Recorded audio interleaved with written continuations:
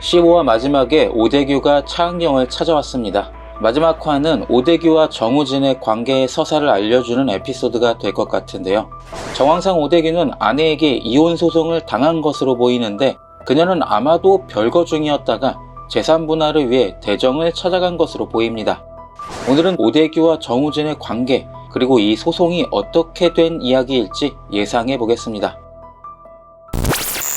우선 정우진과 오대규의 관계부터 정리해야겠죠.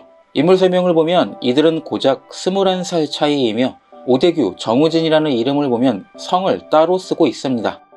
그래서 오대규가 대학 시절 잠깐 만났던 여자로부터 태어난 아이가 정우진이며 아이를 지우라고 요구했던 오대규를 떠나서 그가 모르게 정우진을 낳아 키운 건 아닐까 생각합니다. 즉 정우진의 성 정씨는 바로 그를 낳아준 엄마의 성이겠죠. 정우진은 오대규의 혼외자이며 초등학교 고학년 때까지는 엄마와 함께 살았던 것으로 보이는데 이걸 알 수 있는 대목이 바로 예전 제희와의 대화입니다.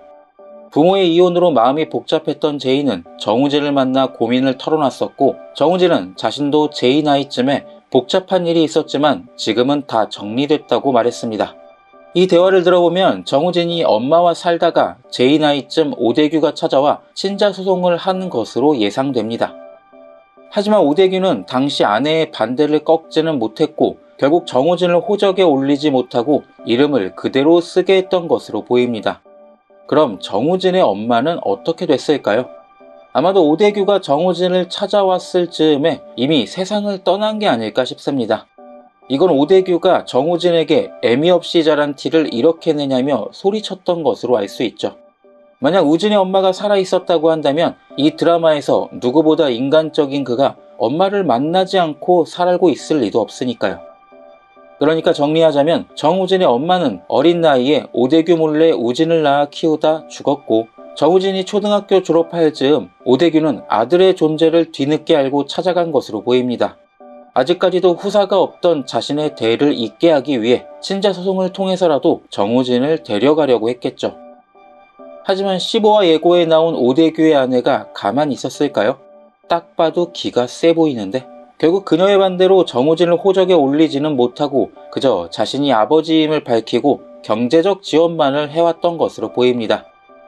그렇게 정우진은 자신의 친아빠의 존재를 알게 됐고 엄마를 버린 그가 미웠지만 아빠에 대한 그리움과 실질적으로 대학 교육을 받고 변호사가 되기 위해 오대규의 손을 잡을 수밖에 없었을 겁니다.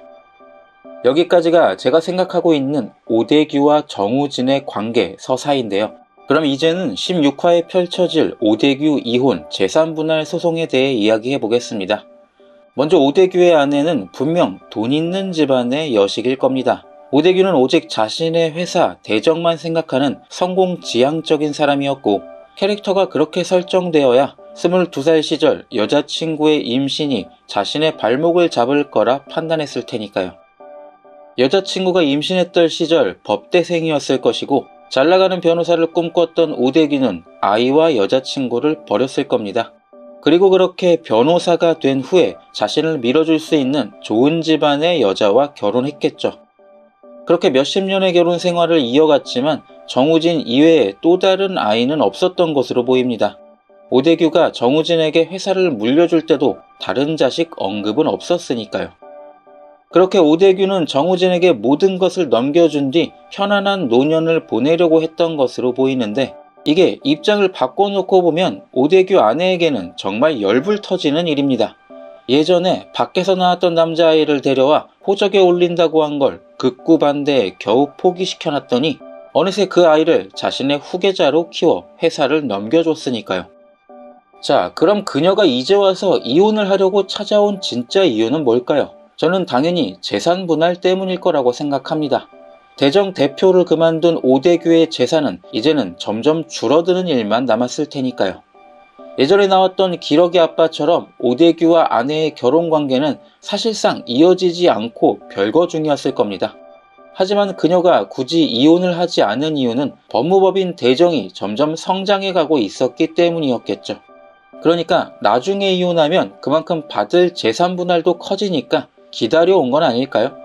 그런데 오대규는 갑자기 대표직을 정우진에게 넘겨줬죠. 오대규의 아내 입장에서는 예전 혼외자에게 회사를 넘겨준 것도 열불나는데 최적의 이혼 재산 분할 타이밍도 놓쳐버린 겁니다. 그래서 정우진이 대표에 오르자마자 대정을 찾아간 거죠. 오대규에게 이혼 소송을 걸어 그의 재산이 한 푼이라도 더 많을 때 재산 분할을 받기 위해서. 그리고 아마도 갑자기 혼외자를 데려왔던 과거를 들먹이며 정신적 피해 보상도 요구할 수 있지 않을까요? 그녀가 대정을 찾아간 건 오대규와 정우진에 대한 감정적 복수로 보입니다. 오대규가 평생을 일궈온 회사 대정과 그가 모든 것을 물려준 아들 정우진의 손으로 자신의 재산 대부분을 아내에게 준 판결을 받아내려는 거겠죠. 그리고 그녀가 대정의 변호사를 선임했기에 오대규는 역으로 대정의 소송을 맡기지 못했을 겁니다. 그러니 울며 겨자 먹기로 차은경을 찾아간 거죠. 비록 자신의 손으로 쫓아낸 거나 마찬가지지만 오대규가 알고 있는 최고의 이혼 변호사이며 언제나 대리인의 이익을 최우선하는 차은경이니까요. 이렇게 최종화는 이제야 드디어 정우진과 오대규의 서사가 드러나고 이제는 아무런 비밀이 없는 그와 차은경의 관계가 연인으로 발전하며 끝맺을 것으로 보입니다. 그리고 예고에서는 김지상도 찾아왔죠. 아빠 김지상과 제이의 관계도 개선의 여지를 보여줘야 되기 때문에. 이 드라마는 악인들이 심판받는 정의를 그리기보다는 인간은 누구나 실수를 하고 그걸 만회하고 살아가는 삶을 그리려고 하니까요. 그래서 제이와 정우진의 모습이 또 한 번 겹쳐지게 될 것 같습니다. 엄마를 배신한 아빠를 누구보다 미워했지만 결국 용서하고 받아들인 정우진처럼 제이도 지금은 힘들더라도 반성하고 후회하는 아빠를 받아들이려 노력하겠죠. 이렇게 오늘 이야기를 짧게 정리하자면 정우진은 오대규가 22살에 태어난 혼외자이며 정우진의 존재를 알게 된 오대규가 나중에 정우진을 찾아가 친자소송을 벌였다. 하지만 아내의 반대로 실패했고 그럼에도 오대규는 정우진에게 경제적 지원을 하며 자신의 후계자로 키우고 결국은 회사를 물려줬다. 이에 열받은 아내는 오대규의 재산이 한 푼이라도 많은 지금 이혼 소송을 해 재산 분할을 받고 22년 전 자신을 힘들게 했던 혼외자 친자 소송과 관련해 정신적 피해 보상도 요구할 것 같다. 그런데 차은경은 이 소송에 대해 변호 말고 통역을 해보자고 했죠. 이 역시 15화에 나왔던 부부처럼 깊은 오해가 있었고 오대규는 사실 자식은 없지만 아내를 너무 사랑했고 그래서 은퇴하고 아내와 오붓이 행복하게 살려고 했다라는 그런 뜻을 통역해주고 해피하게 끝나지 않을까요? 어쨌든 오늘 이야기는 여기까지입니다. 제가 또 저작권 문제로 첫 번째 채널로 다시 돌아오게 됐는데요. 앞으로는 이 채널에 드라마 리뷰를 올릴 계획이니 많은 시청 부탁드립니다. 시청해주셔서 감사합니다.